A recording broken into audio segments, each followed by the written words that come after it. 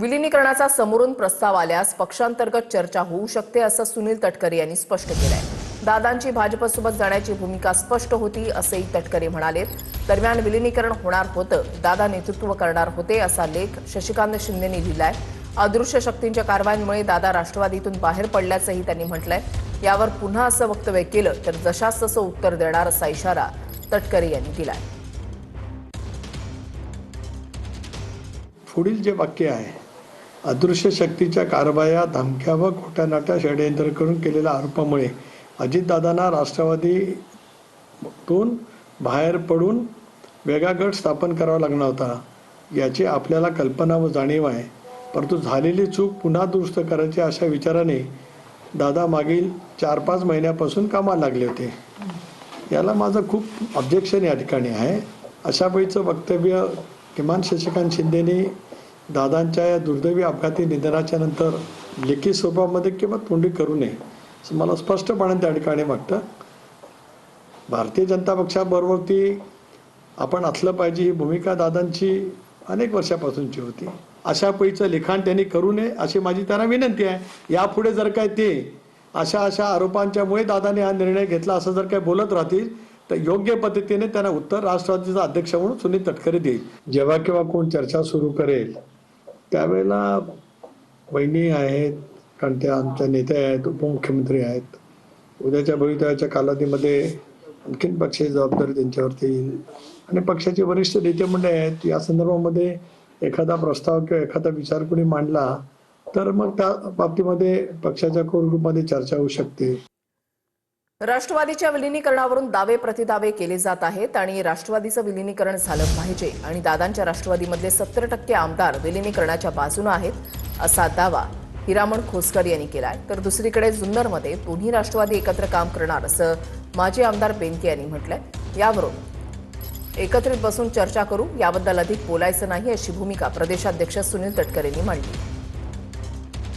शिंदे म्हणतात 100% झालं पाहिजे, आमची सुद्धा अपेक्षा आहे। पण तुमच्या पक्षाच्या आमदारांचं तसं काही बोलणं झालेलं आहे का तुमच्या आमदार? आमचे बरेच आमदार, आता मी ज्या दिवशी मागच्या वहिनीने ज्या दिवशी शपथ घेतली त्या दिवशी जी चर्चा होती, जवळजवळ 40 पैकी 30-35 आमदारांची चर्चा आहेच। सगळ्याच्या मनातून आहे का झालं पाहिजे। फक्त स्पष्टपणे कोणी बोलत नाही पण मनातून मात्र सगळ्या बरेच बोलले, त्या दिवशी बरेच बोलले। मकरंद पाटील आपल्या पुनर्वसन मंत्री त्यांनी तर स्पष्ट सांगितलं काही झालं पाहिजे असं। विलीनीकरण झालं पाहिजे। पण मला सांगा खोसकर साहेब, विलीनीकरणच्या अनुषंगाने तुमची चर्चा होती, तुम्ही वहिनींशी तसं काय बोललेला आहात का किंवा तुमचा संवाद? आम्हाला बोलवलं, आम्ही बोलणार आहे ना, या मंगळवारी आम्हाला ते बोलवणार आहे। आमदारांशी 1 to 1 जेव्हा संवाद होईल तेव्हा तुम्ही वहिनींच्या मी तर 100% बोलणार आहे, वहिनींच्या पुढे तुमची भूमिका मांडणार म्हणून प्रफुल्ल पटेल असतील किंवा सुनील तटकरे हे सध्या राज्यामधील प्रमुख असल्याचं बघायला मिळतं। भुजबळ साहेब आणि बाकीचेही नेते आहेत, पण या 2 प्रमुख नेत्यांची भूमिका विलीनीकरण होऊ नये अशा पद्धतीची असल्याचं बोललं जाते किंवा त्यांच्या विधानं तशी येत आहेत। त्यांना आम्ही पण विनंती करणार आहे ना। अच्छा, आम्ही पण विनंती करणार आहे। आता एवढा मोठा लीडर गेला आमचा, सगळ्याला आम्हाला घेऊन चालणार आहे, पाठीमाग कोणतरी पाहिजे ना असं। खोसकर त्यांनी एक आमदार म्हणून भावना व्यक्त केली, ती काय पक्षाची भूमिका नाही आणि ते आमचे वरिष्ठ सहकारी आहेत। मी हिरामण खोसकरांची जरूर या विषयावरती बोलेन, त्यांचं मत काय ते जाणून घेऊ आणि मग आम्ही एकत्रितपणे बसून त्याला चर्चा करू। पुढं काय होईल आम्हाला माहित नाही, पण जुन्नर तालुक्यामध्ये राष्ट्रवादी काँग्रेस पक्ष एकत्रितपणेच वाटचाल करणार।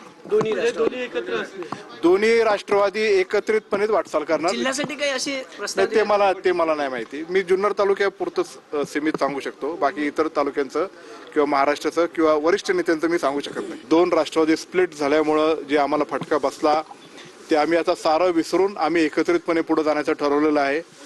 तर आम्हाला पुढं जात असताना जिल्हा परिषदचं एखादं पद आमच्या जुन्नर तालुक्यामध्ये प्राप्त व्हावं ही आम्ही ती विनंती केली आणि त्यातून निश्चितच सकारात्मक विचार करून जुन्नरकरांच्या पाठीमागे मी खंबीरपणे उभे आहे असं वहिनीने आम्हाला शब्द दिला। अतुल बनके आज आमचे एक तरुण सहकारी आहेत। विधानसभेमध्ये दुर्दैवीरित्या त्यांना पराजय त्या ठिकाणी पत्करावा लागला, त्याच्यामुळे त्यांच्या विधानसभा मतदारसंघात काय परिस्थिती असेल त्याच्याबद्दल ते बोलले असतील। आता प्रत्येक ठिकाणी वेगवेगळी राजकीय परिस्थिती असू शकते। मी पक्षाचा अध्यक्ष आहे, त्यावेळेला पक्षाची भूमिका योग्य वेळेला योग्य स्पष्ट शब्दात मी त्या ठिकाणी मांडेन। विलीनीकरणावर माध्यमांमध्ये बोलण्यापेक्षा आमच्यासोबत चर्चा केली असती तर आम्ही त्यावर काहीतरी भूमिका मांडली असती। प्रफुल्ल पटेल यांनी अनौपचारिक गप्पांमध्ये माहिती दिली आहे, पण आता विलीनीकरणाचा विषय थांबला असं पटेल यांनी म्हटलंय। आता विलीनीकरण होणार नाही आणि तसा प्रस्ताव आला नाही असं देखील पुढे पटेलांनी म्हटलंय। अजितदादांच्या मृत्यूनंतर पवारांच्या पक्षाकडून विलिनीकरणाची चर्चा होणं ही दुर्दैवी बाब. विलिनीकरणावर माध्यमांमध्ये बोलण्यापेक्षा आमच्यासोबत चर्चा केली असती तर आम्ही त्यावर काहीतरी भूमिका मांडली असती. आता दोन्ही राष्ट्रवादींचं विलिनीकरण होणार नाही, तसा प्रस्ताव आला नाही. अजित पवारांना आदल्या दिवशी फोन केला, यात माझा काय दोष? आम्ही आमच्या सहकाऱ्यांसोबत बोलू शकत नाही का? मला आणि तटकरेंना टार्गेट केलं जातंय. राज ठाकरेंना आमच्यामध्ये पडण्याची गरज काय? नरेश अरोरा यांच्यावर संशय घेतला जातोय. आरोप करणाऱ्यांनी पार्थ पवार यांना विचारावं.